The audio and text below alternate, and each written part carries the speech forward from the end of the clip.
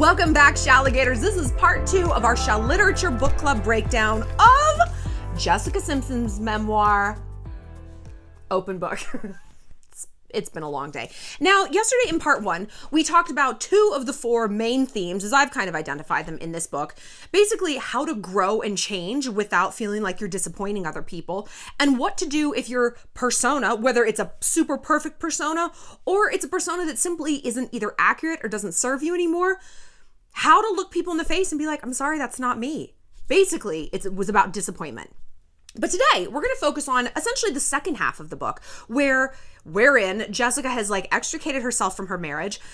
She's dating, she's learning a lot about herself, and she's learning not to try to be saved by men. Oh my God. So today, we are going to talk about how to stop looking for guys who are going to save you. That's theme number 1. And theme number 2 is literally just John Mayer. John Mayer is a theme.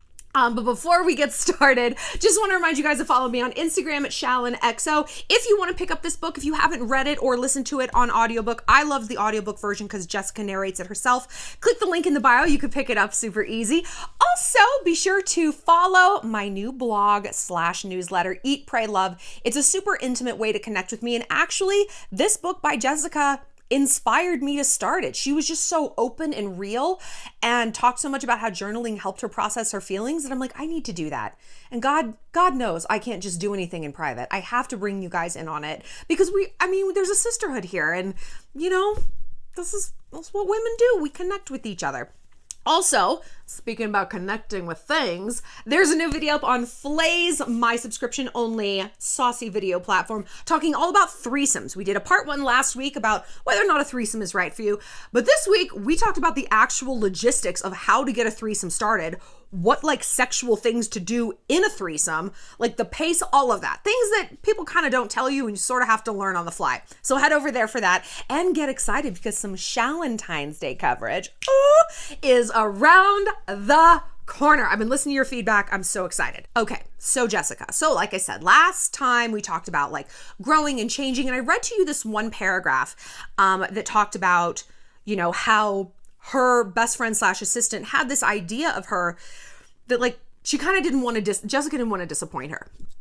But there was part of this paragraph that I want to read again because it's super relevant to what we're talking about today. Now, Jessica, while she was married to Nick Lachey, had essentially an emotional affair with Johnny Knoxville. They were super into each other. And Johnny was kind of one of the first people to encourage Jessica to think for herself and to not treat her like she's this kid who can't survive on her own or a dumb blonde. He explored different sides of her personality and let her do that for herself. And what do we say about cheating? Why do people cheat? Studies overwhelmingly show that people cheat for one of 2 or both reasons: to feel alive and to explore different sides of their personality. Johnny was probably cheating, had a thing for Jessica because to feel alive. He'd been married for a while. I think he was just over it. And she was this wildly foxy, wide-eyed, oh my God, you're so smart. He got this huge ego boost from that. He's like, I am. And my wife is sick of my shit, but you aren't yet. Jessica, on the other hand, was getting the opposite. She was getting to explore different sides of her personality. Even something as simple as trying whiskey. That wasn't she didn't drink whiskey. She wasn't the whiskey girl. She was the good Christian girl who drank Bartles and James wine coolers, And they would talk about books and philosophy and things that other people didn't do for her, either because they didn't respect her or she didn't respect herself enough to pursue those kinds of relationships in her everyday life in a healthy way.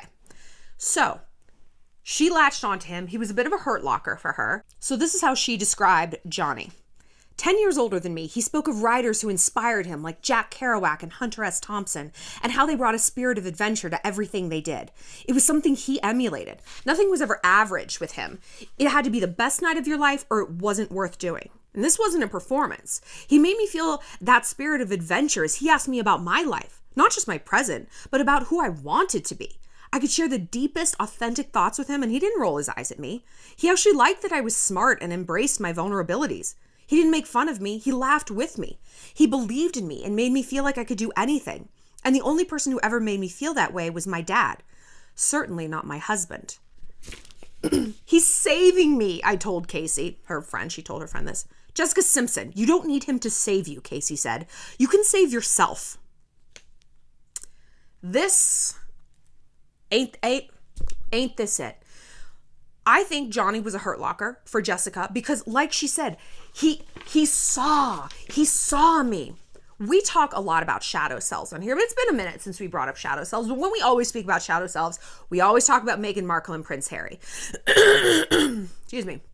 Our shadow self is the self that either we're trying to show the world and no one is listening to. It goes back to that, locked into that persona, right? And people are in our lives who won't let us grow. Or it's a side of ourself, it's a version of ourself that we don't feel comfortable amplifying. And so someone comes along and they're like, you are so smart. You're so wise. You're so philosophical. And we're like, yes, I am that. Yes. It's like if you wrote a book in a foreign language and no one else knew how to read it.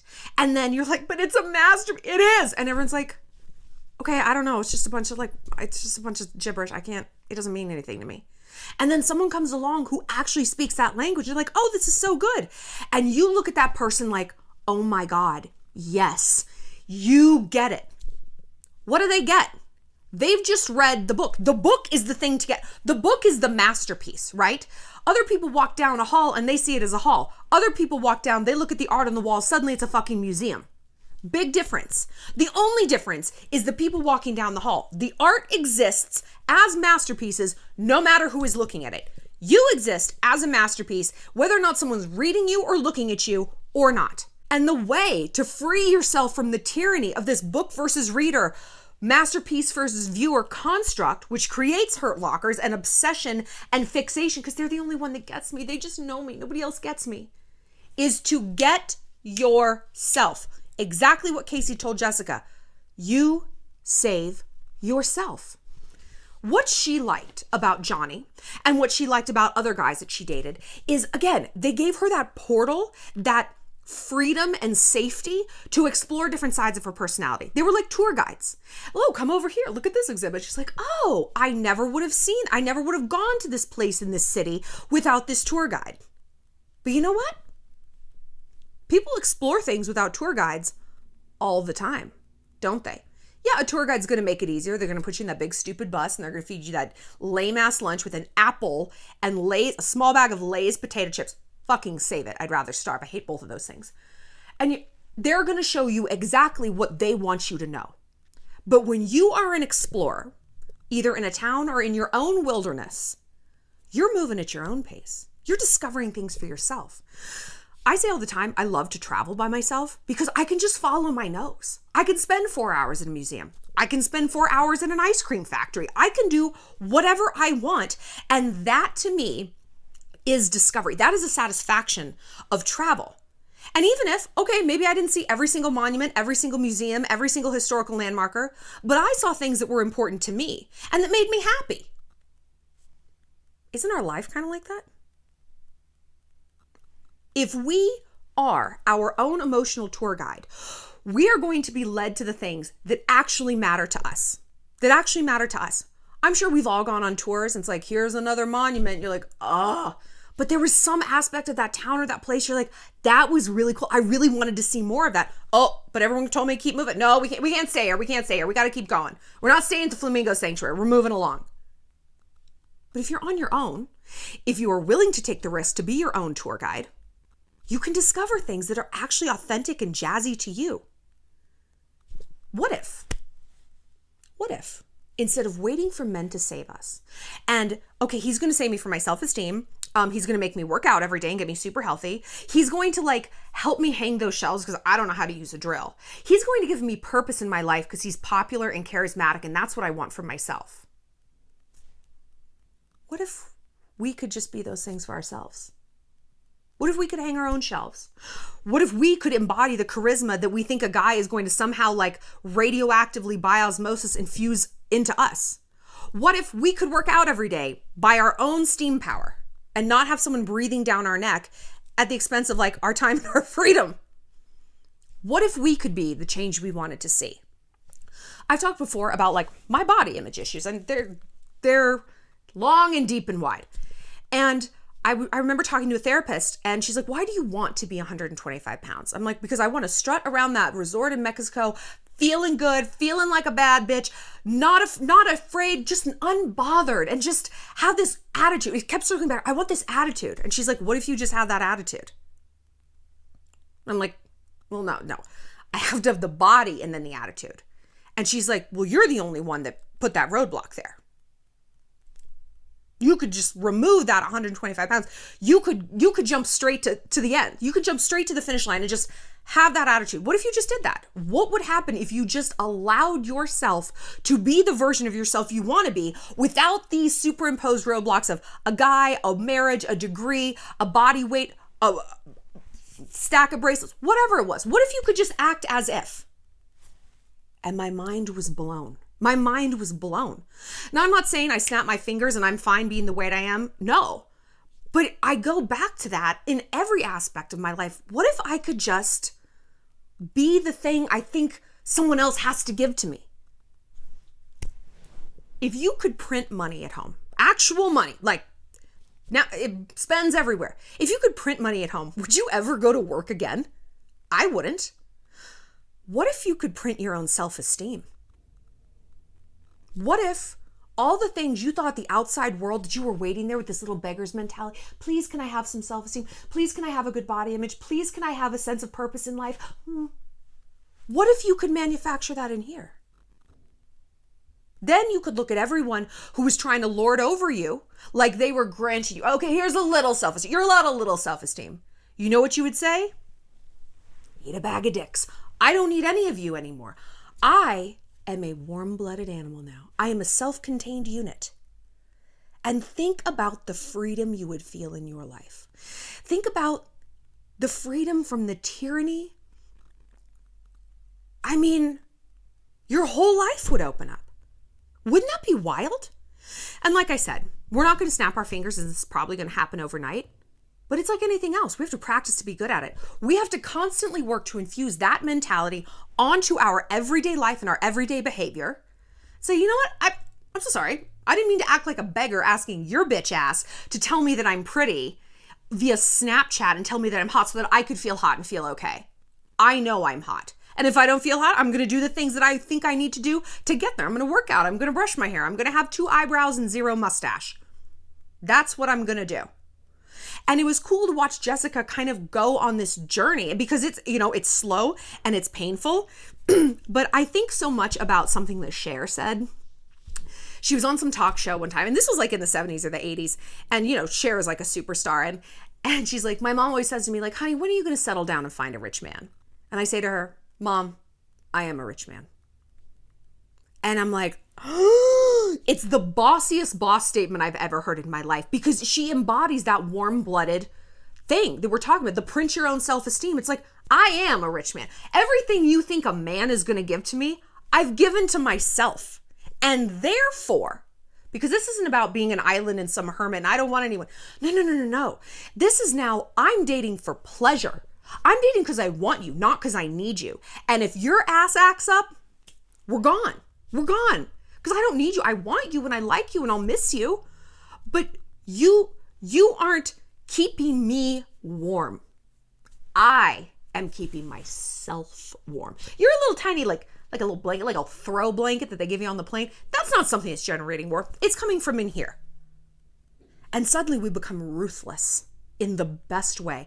And you know what? That makes us magnetic. Because everyone likes the girl who's like, ruthless. Guys like it. Other females want to be around her. She's employable. She's friendable. She's everything. She is absolutely magnetic because she is a leader in her own life. She's not following anyone else. So the next thing we got to talk about is John Mayer. John Mayer as his own, talk about self-contained, his own self-contained theme, because he was like a one-man sort of smorgasbord of every fuckboy issue we've encountered. And there's a reason that her relationship was like fraught and tempestuous. And no matter what kind of relationship you're in, what kind of life you've lived, if you only listen or read this part of the book, like these few chapters about John, you're going to find yourself going, yep, ugh, yes, yep, there's just so much in here that's so relatable to what we go through as women. You know, and again, the way Jessica writes is very simple, but it's very poignant. And I think there's so much to be said for that simplicity. It just, to me, I think there's true brilliance in that. Brevity is the soul of wit. I am not a brief person at all. But let's talk about him and Jessica, because holy shit, this was like the fuckboy cycle, the obsession. I can't leave. He's pulling me back in. He's manipulative. So here's some stuff she said about John Mayer. Again and again, he told me he was obsessed with me, sexually and emotionally. Okay, do you remember that interview where he called her sexual napalm? Is that a compliment? Napalm's not a good thing. Is it like scorched earth, like she just destroys everything in her path? Just the sex? I don't know. He told me he was obsessed with me, sexually and emotionally. The connection was so strong that he made me feel seductive, and how he spoke about sex and my body in a way that made me feel powerful, at least physically. His focus on me was the opposite of my marriage. I would get up to go to the bathroom, and John would ask, "Where are you going?" While I was married, my ex-husband couldn't even be bothered to figure out what city I was in. It felt safe to be so desired. I knew John would never cheat on me, and that confidence was a new feeling for me. Okay, let's break this down. We talk a lot about love and obsession, right? And how they are not the same thing. And even in this book, Jessica's therapist is like, obsession isn't love. He didn't love you. He was obsessed with you, which is like, yeah, it's the same thing. And they're like, no, girl, no. So toxic men will make us feel powerful by their love bombing, which seems odd because love bombing means you kind of have a back seat, but this is the construct. This is the rub. You feel at once powerful because you look at this guy, it's like, I'm calling her every day. I want to see you. Don't hang out with your friends. You don't need to do your laundry. Fuck studying. And you're like, wow, I am such a powerful seductress that I have totally bamboozled this man and he's obsessed with me. And at the same time, I don't have to make any decisions. I am both the driver and the passenger in the best way. But actually, you're the driver and the passenger in the worst way. In the worst way. Because, like we said, obsession is not love. Let's keep reading. Because to me, how she describes their conversation really typifies their dynamic. Where I felt insecure in the beginning was that I was always falling short of the potential he saw in me. I constantly worried I wasn't smart enough for him. He was so clever and treated conversation like a friendly competition that he had to win. He would get going, riffing from one subject to another so quickly I would get lost. One minute he was explaining the start of his Rolex collection, and then another he was going on about a collector who he was jealous of, and then the nature of jealousy, and then the construct of time, the heft of it on your wrist. When I tried to leap back in and say something to add to the dialogue he was having with himself, he would challenge what I said, because that's how he saw the give and take of conversation. Sometimes he wouldn't let go of questioning why I thought a certain way until it had me second-guessing myself. I'd get quiet, take another sip of alcohol, then another, and wonder why I couldn't even sit on a couch with him without getting so anxious. How many of us have been in this situation where we feel it's like we just have to shrink until we're almost just this hologram of ourselves, shimmering in the background, not disturbing him, not being too bold or concrete because we're not good enough to. And if we tried, they're just going to punch right through us and obliterate us. I felt like that a lot. And can you imagine feeling like that for the rest of your life? Why would you feel like that for the rest of your life? Well, I don't know. Why are you dating them? Are you dating to marry, or are you dating to be completely miserable? Right? And these are the guys we're so desperate to hold on to. Oh my God, please don't leave me. Why? Because you're so happy with them? You're miserable. But then we get caught in this loop of trying to fix it, of trying to be, like Jessica said, the person they want us to be. So here's another thing that she said that I loved. I was so afraid of disappointing him that I couldn't even text him without having someone check my grammar and spelling. This drove my mother nuts. This is a terrible relationship if you have to be scared you misspelled something. But because we were so often long distance, our relationship was often over text. I treated even the most basic text from John as make or break riddles to solve. If he was annoyed with me, I would invest hours decoding a basic fact, trying to find the poetry so I could respond accordingly. Did it mean we were over? Was I supposed to stand up for myself? My anxiety would spike, and then I would pour another drink. It was the start of me relying on alcohol to mask my nerves. After overanalyzing his text, I would write back paragraphs of tortured words and hand it to my friend to proofread. Jess, you don't need to send all this, she said to me once when we were in the car heading to an appearance. Don't. Then what should I say? She deleted the paragraphs I'd written, wrote one word in 2 seconds, and handed it back to me. I looked down. Just say, sorry? She nodded, and I sent it. Minutes later, I heard a ping and braced myself. Thank you, he wrote. That was all he needed to hear. So I took responsibility for my actions. But I also got to the point where I over-intellectualized everything he said because I felt I was not intellectual enough for him. All he really wanted was for me to be myself. But I didn't know who that was for him or for me to be at that point. Some of my friends say I can't blame him because I handed him this power. I don't know. Did he repeatedly stab me in the heart, or did I just keep running into the knife he aimed at me?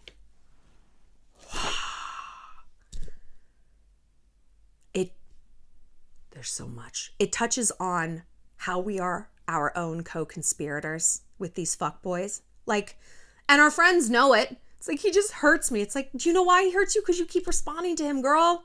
Come on. It touches on feeling inferior to a man and how we're like repelled and yet drawn to people who make us feel that way. If you ask someone on paper, it's like, would you like to date someone who makes you feel stupid? You're like, no. But if you have the inherent feeling and belief that you are stupid, yeah, you do. We are not drawn to people who make us happy. We are drawn to people who validate our complexes, who validate the core belief we have about ourselves. That's why, if you ask any human being on planet Earth, what do you want out of a mate? Oh, smart, loving, communicative, funny, supportive, right? You look at who people pair up with and you're like, that is garbage and garbage. That is a sewer tribe right there. You see people with unsupportive, spiteful, degrading partners. Why? Because that is what that girlfriend tells herself she deserves.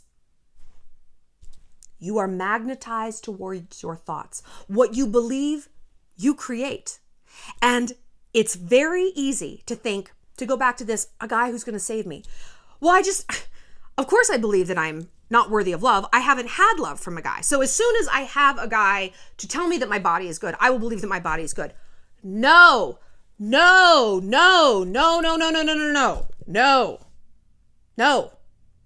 What if you were a chef? Well, I want to open a restaurant, but no one's buying food from me. And until they do, I can't open a restaurant. Well, then how would they buy food from you? You don't have a restaurant. I know, but they need to break into my home and sit at these tables that maybe I'll have, and then they're gonna tell me what to make, and then they're gonna like it, and then I'll open a restaurant. What the fuck kind of sense does that make? That is the ramblings of insanity. It's just as insane to tell ourselves that about love. I can't love myself until someone else loves me. No, it's the opposite. It is the opposite. Listen, I lived the first 25 years of my life thinking the same thing. As soon as I get a boyfriend, then it'll just give me that like a boost I need to be like, okay, I know that I'm worthy of love. Why is man love the only love? Why? Why is some dipshit Chad at the bar the arbiter of your self-esteem? Who the fuck imbued him with that power? Oh, I hereby pronounce you lovable. Who the fuck are you? You have a skull in your back pocket. You're missing a tooth. You smell like jerky. You decide how I feel about me. Get Ben, eat a bag of dicks. You know who gave him that power? We did. We gave him that power by acting in exactly that manner. And when I finally stopped doing that, when I was like, I could give a shit if men like me. I like me. Hey, I'm not going to lie and say I don't get dressed up and go out to impress guys. I mean, if you're going to get dressed up and put your makeup on, who are you going to impress? Girls or guys? I know my audience, guys. Like, I want to attract guys. But at the end of the day, overall, I focus on pleasing myself.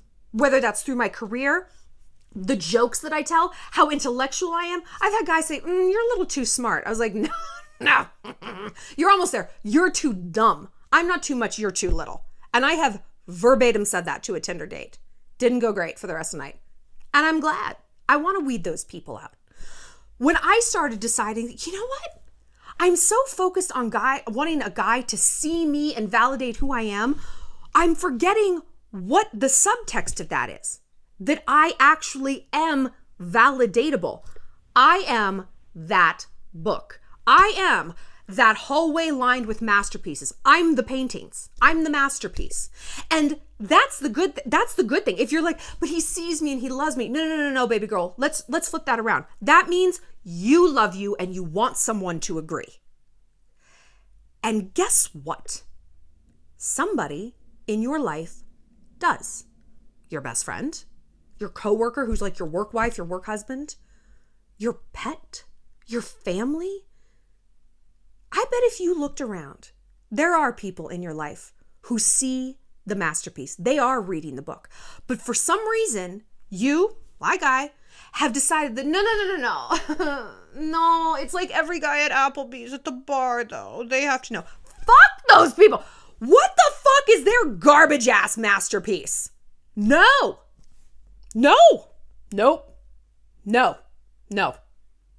Have you ever tried to take someone who doesn't care about art to a museum? It is an exercise in absolute misery for everyone involved. I love art. I love ancient art. I love Renaissance art. I know a ton about it. And nothing makes me crazier than being in a foreign country with someone. I'm like, look at this sculpture and this edifice and blah, blah, blah. And this represents that. And the dog represents faith. And when Jesus is like this, that means he's teaching. And they're like, I look at them. I'm like, you're stupid. You are dumb and low intelligence.